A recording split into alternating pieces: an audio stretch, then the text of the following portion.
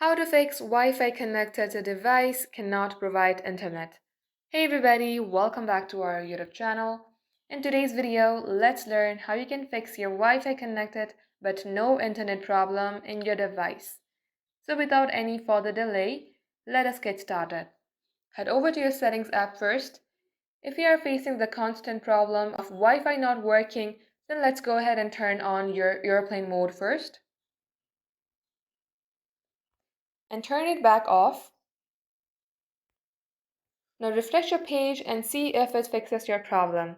If not, head over to the Settings app, tap onto your Wi-Fi, then tap onto Settings. Here tap on View More and scroll below to DNS1 and DNS2. Make sure your DNS1 is 8888 and your DNS2 is 8844. Once you do so, tap on to Save, refresh your page, and this shall fix your problem. Thank you for watching the video till the very end. In case it had helped you in any ways, then do like and subscribe. We will get back to you soon with more tutorials like this. In the meantime, stay updated.